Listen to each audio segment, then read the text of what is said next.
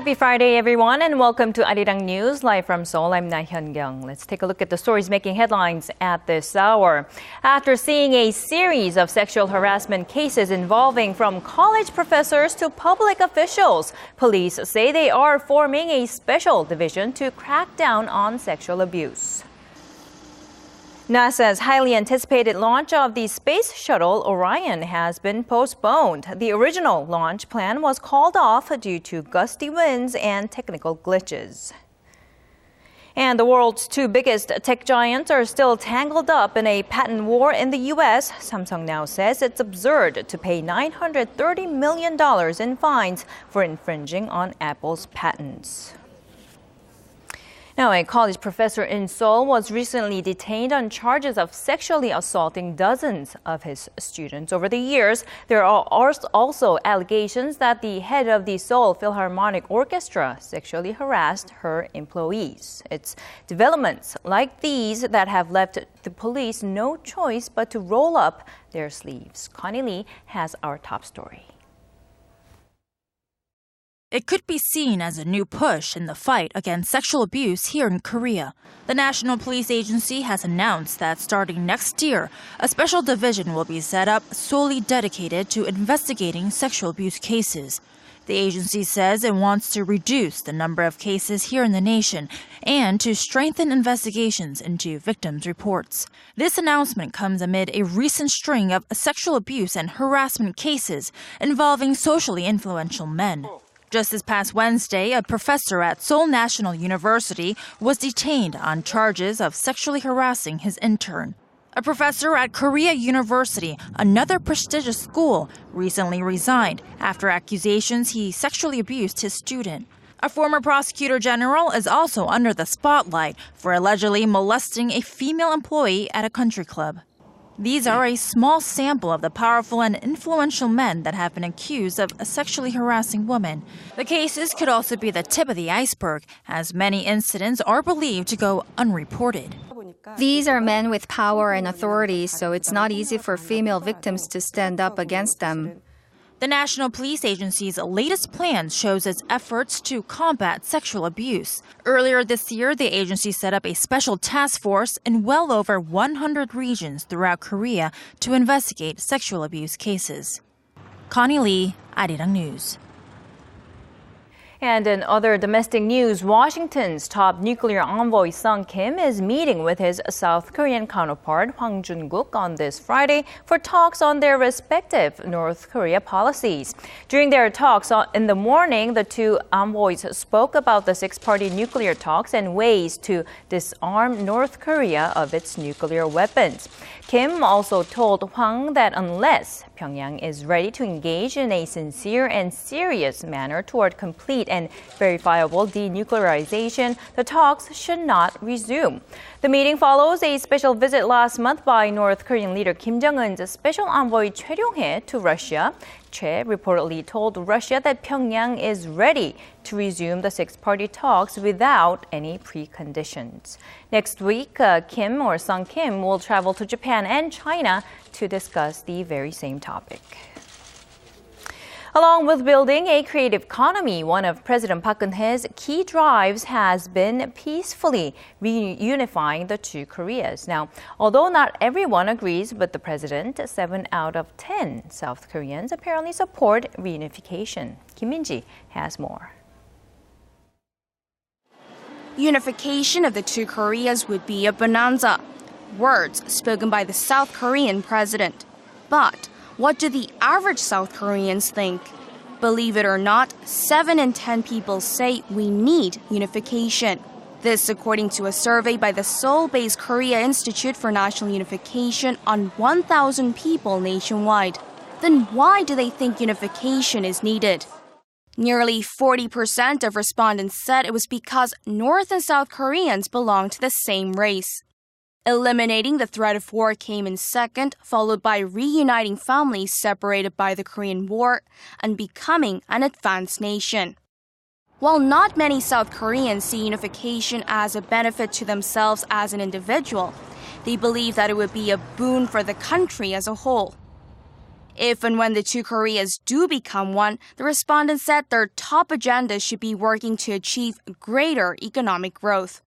Experts say the GDP of a unified Korea could reach $70,000 by 2050, the second highest among G20 nations. While the report shows public sentiment is largely behind unification, many South Koreans were still apprehensive when it came to the idea of moving to the north for work or marriage, indicating there is still a way to go before they feel totally comfortable about their northern neighbors. Kim Min-ji, ARIRANG News. If not for anything else, I think many would agree that reunification is necessary to stop inter-Korean aggressions, like the fatal sinking of the South Korean warship Cheonan by North Korea in 2010. Now, next March will mark the 5th anniversary, and the vessel is said to have been moved to be used for educational purposes. Choi Yu-sun reports. Inside a park at the South Korean Navy 2nd Fleet headquarters south of Seoul now stands what remains of the Cheonan warship, which was torpedoed by North Korea nearly 5 years ago. A $6 million project has placed the 1,200-ton vessel here from a nearby dock to show the very appearance of the Cheonan, cut into two pieces after the attack on March 26, 2010, which claimed the lives of 46 South Korean sailors. Visitors can get a wider view of the area atop a 4-story high observatory and listen to the details of the tragedy before paying tribute to the sailors in front of a monument. The exhibition will become a sign of protecting our country, where a will for a victorious fight will be imprinted in the officers, and people will be reminded about the value of security.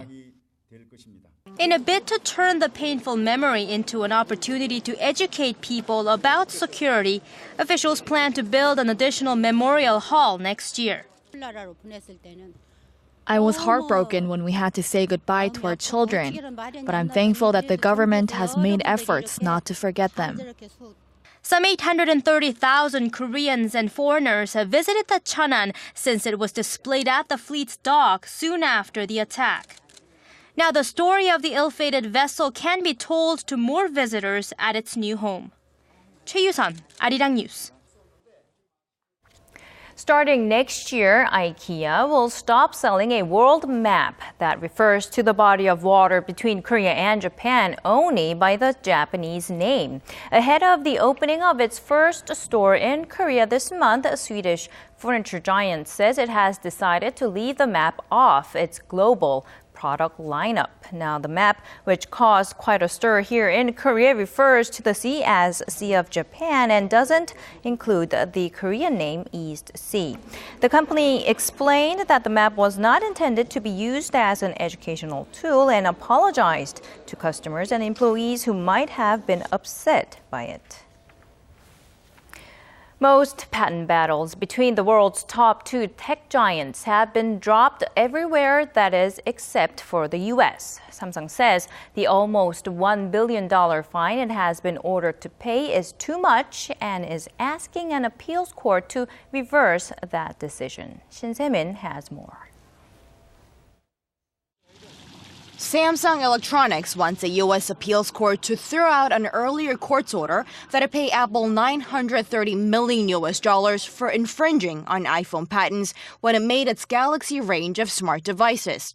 Stressing the design and the look of the company's devices are different from iPhones, Samsung's lawyer, Caitlin Sullivan, said the damages award was excessive and unwarranted. Making the Korean company's case at the U.S. District Court in California on Thursday, Sullivan said the lower court was wrong to decide Apple's design patents were infringed upon because the Samsung devices do not carry an Apple logo, do not have a home button, and the speaker spots are in different places. She said it was absurd to make Samsung pay Apple its total profit for the Galaxy devices, likening it to giving back the entire profits on a car just because it infringed another automaker's cup holder. Apple's attorney, William Lee, dismissed Samsung's argument and said the $930 million award was fair. Reports say the three judges did not indicate when they would reach their decision. The massive award to Apple is the largest set in any of the so-called smartphone wars. The patent lawsuit between Apple and Samsung began back in 2007 and has rumbled on for years. Samsung and Apple agreed in the summer to drop their patent litigation outside of the U.S., though they have yet to settle their broader dispute. Shin Se-min, ARIRANG News. In the year 2012 for Korea was at its record high. All of the day's important events close to home and around the world. Join Laah Hyun-kyung live from Seoul. Shopping market thinks the true meaning of creation shines through. And now on to some international news. Al-Qaeda's affiliate in Yemen has threatened to kill an American hostage by the end of the week if their demands are not met. Son Jung-in has the story. In a 3-minute video posted by Al-Qaeda in the Arabian Peninsula on Thursday, the terror group's leader threatened to kill an American hostage, claiming the U.S. had committed crimes against the Muslim world. Nasser bin Ali Al-Lansi gave the U.S. 3 days to meet unspecified demands that he said Washington was aware of. We give the American government a time frame of 3 days from the issuance of this statement to meet our demands, about which they are aware. Otherwise, the American hostage held by us will meet his inevitable fate. Soon after the statement, Luke Summers, a British-born American, appears in the footage, pleading for the U.S. government to save his life. The 33-year-old photojournalist was kidnapped last September in the Yemeni capital Sana'a while working for the Yemen Times. My name is Luke Summers. It's now been well over a year since I was kidnapped in Sana'a. Basically, I'm looking for any help that can get me out of this situation. I'm certain that my life is in danger. The threat comes more than a week after a rescue attempt by the United States Yemeni mission freed 8 hostages kidnapped by Al-Qaeda's Yemen branch. During the joint operation, however, the military is known to have failed to locate other 5 hostages, including Mr. Summers. Son Jung-in, ARIRANG News. Mostly peaceful protests are growing in the U.S. over the latest grand jury decision in New York not to press charges against a white police officer who killed an unarmed black man in a chokehold. New York's Mayor Bill de Blasio says policing has to change. Have a listen. People need to know that black lives and brown lives matter as much as white lives. It's what we still have to aspire to. Now, NYPD Police Commissioner William Bratton says a 3-day program will start this month, during which some 22,000 officers will undergo teaching on street tactics, such as presenting a non-judgmental posture, in addition to the usual firearms training. Now, earlier from Washington, President Barack Obama said, and these are the direct quotes, "Too many Americans feel a deep unfairness when it comes to the gap between professional ideals and how laws are applied on a day-to-day basis." And staying in the U.S., many were looking forward to Thursday's launch of the Orion space shuttle in the U.S., which is NASA's first spacecraft in more than a generation. But gusty winds followed by technical problems have forced officials to postpone the launch by a day. Kim Ji-yeon has more on this story. The launch of the Orion space capsule from Cape Canaveral in the U.S. state of Florida was called off just 4 minutes before scheduled takeoff due to technical problems. They were detected in the batteries of the rocket's camera and the valves of the shuttle's water supply. A spokesperson from NASA told AFP that it tried for several hours to fix the problems, but were unable to, forcing the launch to be postponed until Friday morning. The launch of Orion is highly anticipated by the space community. It would mark the first time in more than 40 years NASA has launched a craft designed to carry astronauts deep into space. Orion is planned to fly an altitude of 5,800 kilometers, circle the Earth's orbit 2 times in 4.5 hours, and land near waters of Baja California, west of Mexico. Through the test run, NASA will carry out a number of measurements that will be crucial in scheduling a manned spaceflight in the future. A crowd of 26,000 people gathered at the Kennedy Space Center to watch the Orion launch and left disappointed about the delay, but they will get another shot to see history again in the coming hours. Kim Jeon, ARIRANG News. While we may not feel the difference in our everyday lives, global temperatures are rising. They are reflected in a growing number of superstorms and other natural disasters. So what can and should be done to mitigate the impact of climate change? Well, that's the central question being asked at the UN climate talks in Peru. Here's our Kwon So-ah with more. November 2013.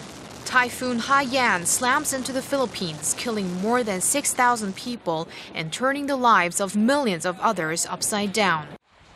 Now, another super typhoon is bringing back memories of last year's nightmare. Typhoon Ruby is forecast to make landfall within the next 2 days. It's superstorms like Ruby that are sounding alarm bells worldwide about the effects of climate change. It is a major topic of conversation at UN climate negotiations in Peru. When we were in Doha, it was Typhoon Bhopal. When we were in Warsaw, it was Typhoon Haiyan. And now that we are here in Lima, we are facing Typhoon Ruby, which is also a Category 4 super typhoon. We need you to get your acts together to meaningfully respond to the urgency of climate action. Many experts agree that global warming intensifies extreme weather events. The World Meteorological Organization reports that 2014 is on track to be the hottest year on record. To mitigate further damage, the international community is making a renewed push to reduce carbon emissions, with extra pressure being exerted on the globe's two worst polluters, China and the United States. Secretary General Ban Ki-moon welcomed the new pledges from Beijing and Washington, as well as another out of Germany, to cut emissions. Next year is an opportunity to take big steps, transformative steps in the right direction. We must do all it takes to provide hope for people and the planet. Kwon So-ah, ARIRANG News.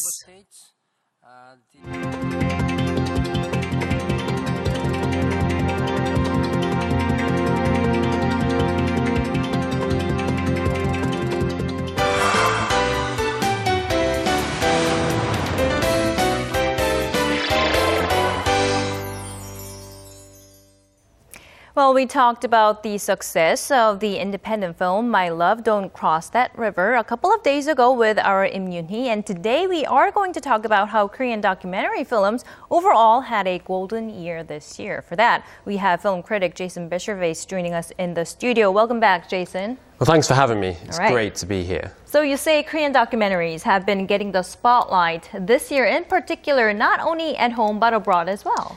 Yes. As a critic, you look back at the year and see what films stand out. And the films for me and many others, I think, are the documentaries. They are the ones that are really standing out this year, both on the local market, as we've seen the success of this film, but also on the international market too. So right in the middle of that popularity of documentaries, it is, of course, the My Love, Don't Cross That River, which I have yet to watch. But it's just amazing how well it is doing at the local box office. Yes, phenomenal. Basically, in terms of looking at success in Korea, 10,000 admissions for an independent film is seen as a big hit.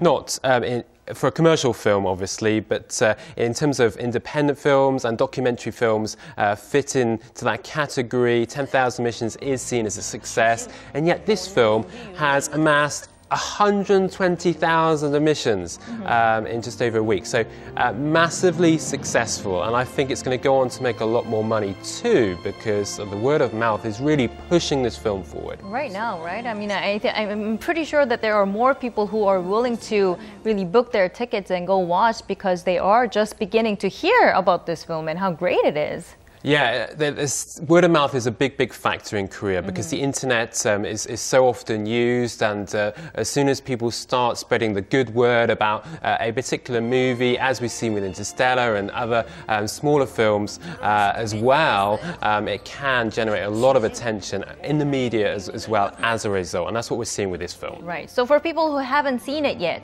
could you tell us a little bit more about the movie? Yeah, it follows this couple who have been married for 76 years. That's just amazing to begin with. I would love to be married. I would love to live for 76 years, but this couple have been married for 76 years, and so it looks at this couple in the last year of their marriage, because they have to face the reality of death, and so the husband, he's approaching 100 and his health is deteriorating, and so it looks at that, and it also looks back at their marriage itself, and that's quite interesting because you have the context of Korean history that goes in there as well. And you said it started out on a documentary which was aired on KBS first. Yeah, this is back in 2011. Okay. There was a program on KBS where this documentary kind of emerged, and it's been adapted into a feature-length documentary film, and it premiered at the DMZ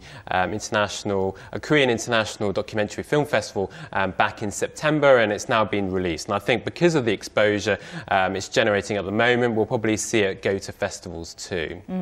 So it's not just this film, though. You did say that other Korean documentaries also really had a good year this year overall. Yeah, a golden year, I think. As we will see, that there have been a few documentaries that have done well in the past, but this year in particular, Dream of Iron by Kevin Kyung-gun Park was screened in Berlin and also in Toronto. Now, the Berlin Festival in February won the NetPAC Award along with another documentary, a non-fiction diary. So that film looks at the social and political climate in Korea in the 1990s, and A Dream of Iron looks at the manufacturing industry, and so looks at the ironworks and the shipbuilding industry.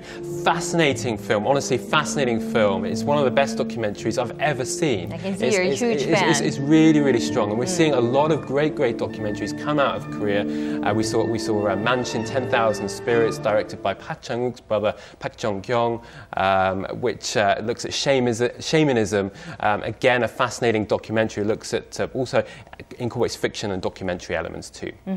I mean, we've had successful documentaries in the past too, but at the beginning of really beating blockbuster records was if I remember, Old Partner, right? Back in 2008. Yeah, that was back in 2008. Generated, I believe, around 2 million admissions or more, and that broke the record. Huge. Basically became the biggest independent Korean film of all time. I mean, 2 million admissions for a commercial film is seen as a good result, and for a documentary looking at a 40-year-old cow and the relationship that this cow has with his farmer. Right, which you can see right there. Yeah, for that film to generate 2 million admissions is extraordinary. Well, I am really looking forward to watching that movie, My Love. It's really touching. Really touching. I mean, I do remember seeing the Old Partner back in 2008. I remember walking out of the theaters just crying my eyeballs out. But all right. And this film too. I didn't watch it in the cinema, but I'm sure there are a lot of people crying watching this film. It's very touching, heartwarming, but also sad. All right. Well, thank you very much, Jason, for coming to the studio and sharing your insight today. Well, thank you for having me. Thank you.